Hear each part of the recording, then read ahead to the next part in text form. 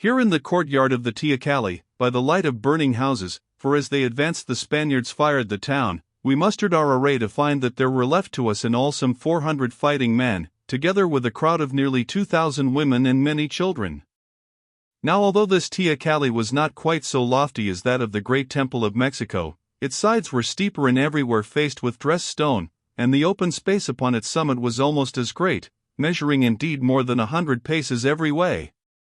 This area was paved with blocks of marble, and in its center stood the temple of the war god, where his statue still sat, although no worship had been offered to him for many years, the stone of sacrifice, the altar of fire, and the storehouses of the priests. Moreover, in front of the temple, and between it and the stone of sacrifice, was a deep cemented hole the size of a large room, which once had been used as a place for the safe keeping of grain in times of famine. This pit I had caused to be filled with water borne with great toil to the top of the pyramid, and in the temple itself I stored a great quantity of food, so that we had no cause to fear present death from thirst or famine. But now we were face to face with a new trouble. Large as was the summit of the pyramid, it would not give shelter to a half of our numbers, and if we desired to defend it, some of the multitude herded round its base must seek refuge elsewhere. Calling the leaders of the people together, I put the matter before them in few words, leaving them to decide what must be done. They in turn consulted among themselves, and at length gave me this answer, that it was agreed that all the wounded and aged there, together with most of the children, and with them any others who wished to go, should leave the teocalli that night, to find their way out of the city if they could, or if not, to trust to the mercy of the Spaniards. I said that it was well, for death was on every side, and it mattered little which way men turned to meet it. So they were sorted out, 1,500 or more of them, and at midnight the gates of the courtyard were thrown open, and they left. Oh! It was dreadful to see the farewells that took place in that hour. Here a daughter clung to the neck of her aged father, here husbands and wives bade each other a last farewell, here mothers kissed their little children, and on every side rose up the sounds of bitter agony, the agony of those who parted forever. I buried my face in my hands, wondering as I had often wondered before, how a God whose name is mercy can bear to look upon sights that break the hearts of sinful men to witness. Presently I raised my eyes and spoke to Autumn, who was at my side, asking her if she would not send our son away with the others, passing him off as the child of common people. Nay, husband, she answered, it is better for him to die with us, than to live as a slave of the Spaniards. At length it was over and the gates had shut behind the last of them. Soon we heard the distant challenge of the Spanish sentries as they perceived them, and the sounds of some shots followed by cries. Doubtless the Tlascalans are massacring them, I said. But it was not so. When a few had been killed, the leaders of the Spaniards found that they waged war upon an unarmed mob, made up for the most part of aged people, women and children, and their commander, Bernal Diaz, a merciful man if a rough one, ordered that the onslaught should cease. Indeed he did more, for when all the able-bodied men, together with such children as were sufficiently strong to bear the fatigues of travel, had been sorted out to be sold as slaves, he suffered the rest of that melancholy company to depart whither they would. And so they went, though what became of them I do not know. That night we spent in the courtyard of the teocalli, but before it was light I caused the women and children who remained with us, perhaps some 600 in all, for very few of the former who were unmarried, or who being married were still young and comely, had chosen to desert our refuge, to ascend the pyramid, guessing that the Spaniards would attack us at dawn. I stayed, however, with the 300 fighting men that were left to me, 100 or more having thrown themselves upon the mercy of the Spaniards, with the refugees, to await the Spanish onset under shelter of the walls of the courtyard. At dawn it began, and by midday, do what we could to stay it, the wall was stormed, and leaving nearly 100 dead and wounded behind me, I was driven to the winding way that led to the summit of the pyramid. Here they assaulted us again, but the road was steep and narrow, and their numbers gave them no great advantage on it, so that the end of it was that we beat them back with loss, and there was no more fighting that day. The night which followed we spent upon the summit of the pyramid, and for my part one was so weary that after I had eaten I never slept more soundly. Next morning the struggle began anew, and this time with better success to the Spaniards. Inch by inch, under cover of the heavy fire from their arquebuses and pieces, they forced us upward and backward. All day long the fight continued upon the narrow road that wound from stage to stage of the pyramid. At length, as the sun sank, a company of our foes, their advance guard, with shouts of victory, emerged upon the flat summit and rushed towards the temple in its center. All this while the women had been watching, but now one of them sprang up, crying with a loud voice, "Seize them, they are but few." Then with a fearful scream of rage, the mob of women cast themselves upon the weary Spaniards and Tlascalans, bearing them down by the weight of their numbers. Many of them were slain indeed, but in the end the women conquered, and made their victims captive, fastening them with cords to the rings of copper that were let into the stones of the pavement, to which in former days those doomed to sacrifice had been secured, when their numbers were so great that the priests feared lest they should escape. I and the soldiers with me watched the sight wondering, then I cried out, "What? Men of the Otomi, shall it be said that our women outdid us in courage?" And without further ado, followed by 100 or more of my companions, I rushed desperately down the steep and narrow path. At the first corner we met the main array of Spaniards and their allies, coming up slowly, for now they were sure of victory, and so great was the shock of our encounter that many of them were hurled over the edge of the path, to roll down the steep sides of the pyramid. Seeing the fate of their comrades, those behind them halted, then began to retreat. Presently the weight of our rush struck them also, and they in turn pushed upon those below, till at length panic seized them, and with a great crying the long line of men that wound round and round the pyramid from its base almost to its summit, sought their safety in flight. But some of them found none, for the rush of those above pressing with ever-increasing force upon their friends below, drove many to their death, since here on the pyramid there was nothing to cling to, and if once a man lost his foothold on the path, his fall was broken only when his body reached the court beneath.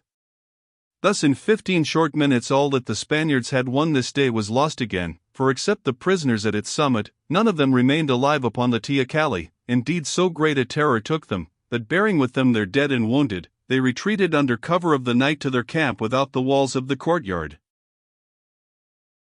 Now, weary but triumphant, we wended back towards the crest of the pyramid, but as I turned the corner of the second angle that was perhaps nearly 100 feet above the level of the ground, a thought struck me and I set those with me at a task. Loosening the blocks of stone that formed the edge of the roadway, we rolled them down the sides of the pyramid, and so labored on removing layer upon layer of stones and of the earth beneath, till where the path had been, was nothing but a yawning gap 30 feet or more in width. "Now," I said, surveying our handiwork by the light of the rising moon, "that Spaniard who would win our nest must find wings to fly with." "Aye, Tully," answered one at my side, "but say what wings shall we find?" "The wings of death," I said grimly, and went on my upward way. It was near midnight when I reached the temple, for the labor of leveling the road took many hours and food had been sent to us from above. As I drew nigh I was amazed to hear the sound of solemn chanting, and still more was I amazed when I saw that the doors of the temple of Huitzel were open, and that the sacred fire which had not shone there for many years once more flared fiercely upon his altar. I stood still listening. Did my ears trick me, or did I hear the dreadful song of sacrifice? Nay, again its wild refrain rang out upon the silence. "To thee we sacrifice. Save us, O Huitzel, Huitzel, Lord God." I rushed forward, and turning the angle of the temple I found myself face to face with the past, for there as in bygone years were the Pabas clad in their black robes, their long hair hanging about their shoulders, the dreadful knife of glass fixed in their girdles, there to the right of the stone of sacrifice were those destined to the god, and their being led towards it was the first victim, a Tlascalan prisoner, his limbs held by men clad in the dress of priests. Near him, arrayed in the scarlet robe of sacrifice, stood one of my own captains, who I remembered had once served as a priest of Tescat before idolatry was forbidden in the city of pines, and around were a wide circle of women that watched, and from whose lips swelled the awful chant. Now I understood it all. In their last despair, maddened by the loss of fathers, husbands, and children, by their cruel fate, and standing face to face with certain death, the fire of the old faith had burned up in their savage hearts. There was the temple, there were the stone and implements of sacrifice, and there to their hands were the victims taken in war. They would glut a last revenge, they would sacrifice to their fathers' gods as their fathers had done before them, and the victims should be taken from their own victorious foes. Aye, they must die, but at the least they would seek the mansions of the sun made holy by the blood of the accursed Thule. I have said that it was the women who sang this chant and glared so fiercely upon the victims, but I have not yet told all the horror of what I saw, for in the forefront of their circle, clad in white robes, the necklet of great emeralds, Guatemoc's gift, flashing upon her breast, the plumes of royal green set in her hair, giving the time of the death chant with the little wand, stood Montezuma's daughter, Autumn my wife. Never had I seen her look so beautiful or so dreadful. It was not Autumn whom I saw, for where was the tender smile and where the gentle eyes? Here before me was a living vengeance wearing the shape of woman. In an instant I guessed the truth, though I did not know it all. Autumn, who although she was not of it, had ever favored the Christian faith, Autumn, who for years had never spoken of these dreadful rites except with anger, whose every act was love and whose every word was kindness, was still in her soul an idolater and a savage. She had hidden this side of her heart from me well through all these years, perchance she herself had scarcely known its secret, for but twice had I seen anything of the buried fierceness of her blood. The first time was when Marina had brought her a certain robe in which she might escape from the camp of Cortez, and she had spoken to Marina of that robe, and the second when on this same day she had played her part to the Tlascalan, and had struck him down with her own hand as he bent over me. All this and much more passed through my mind in that brief moment, while Autumn marked the time of the death chant, and the Pabas dragged the Tlascalan to his doom. The next I was at her side. "What passes here?" I asked sternly. Autumn looked on me with a cold wonder, and empty eyes as though she did not know me. "Go back, white man," she answered. "It is not lawful for strangers to mingle in our rites."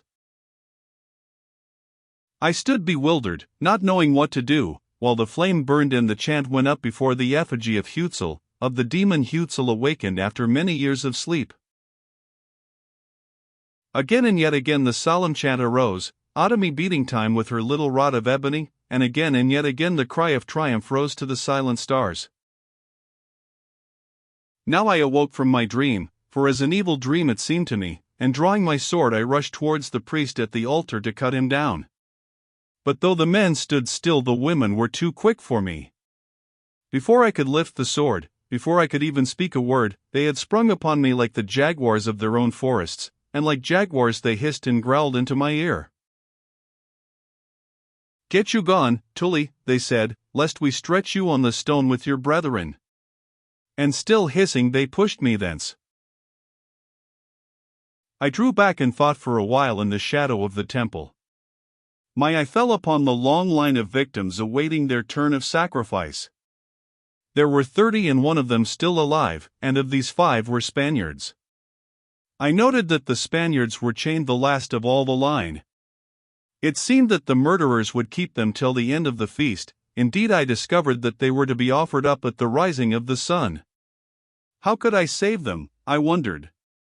My power was gone.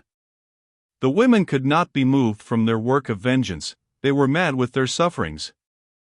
As well might a man try to snatch her prey from a puma robbed of her whelps, as to turn them from their purpose. With the men it was otherwise, however. Some of them mingled in the orgy indeed, but more stood aloof watching with a fearful joy the spectacle in which they did not share. Near me was a man, a noble of the Autumn, of something more than my own age. He had always been my friend, and after me he commanded the warriors of the tribe. I went to him and said, "Friend, for the sake of the honor of your people, help me to end this."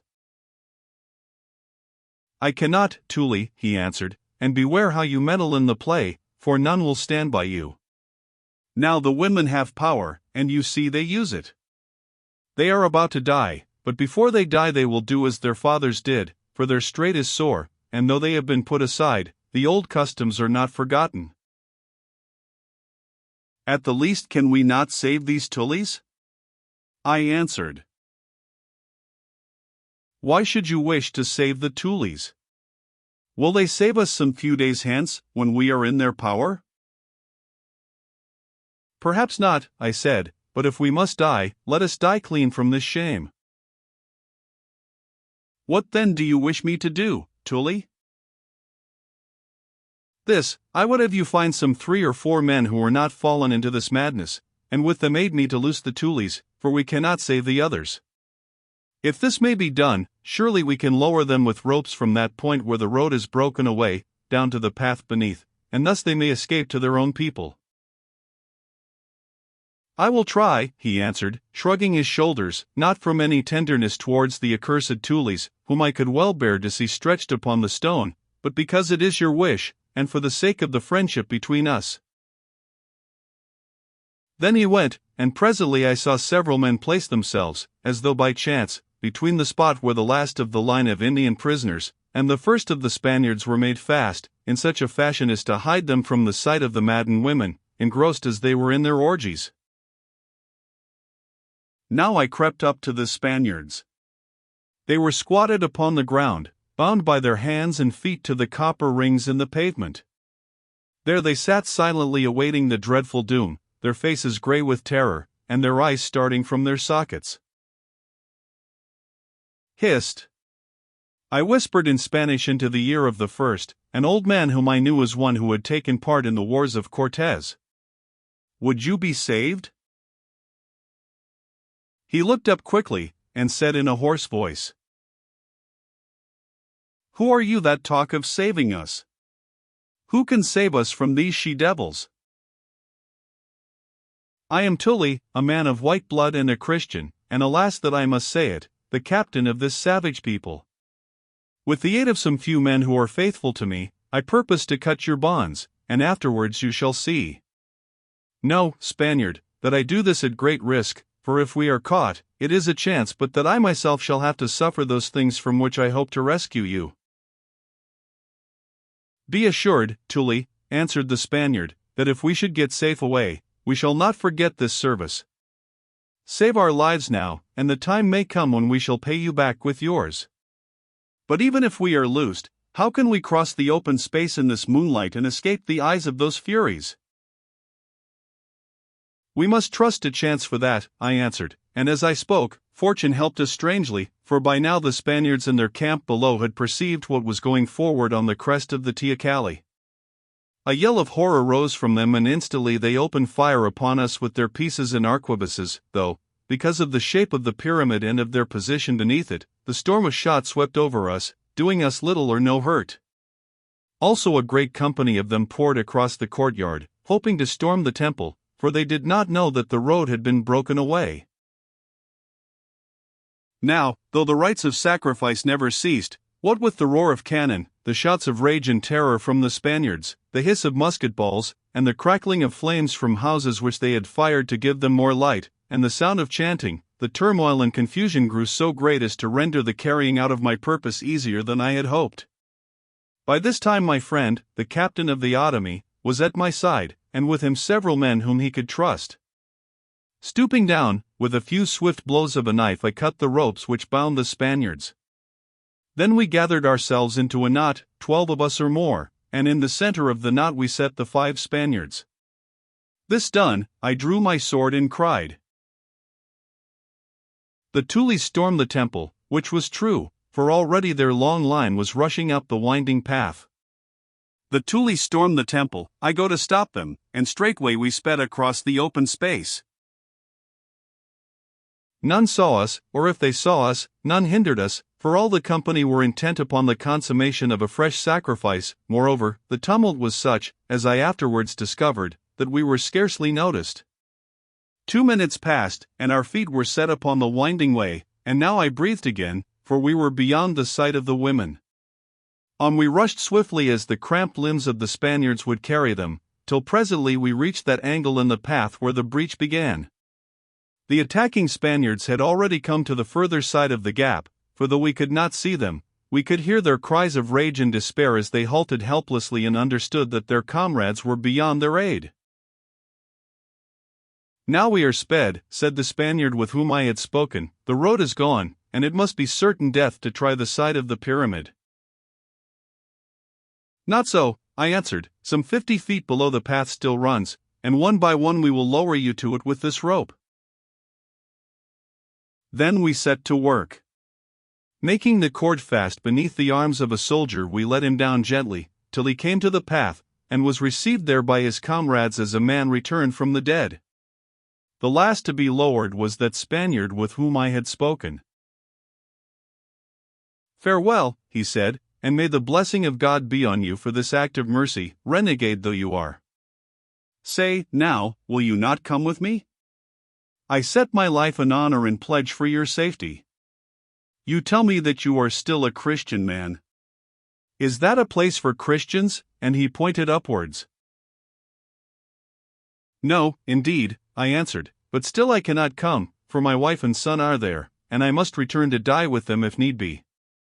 If you bear me any gratitude, strive in return to save their lives, since for my own I care but little." "That I will," he said, and then we let him down among his friends, whom he reached in safety.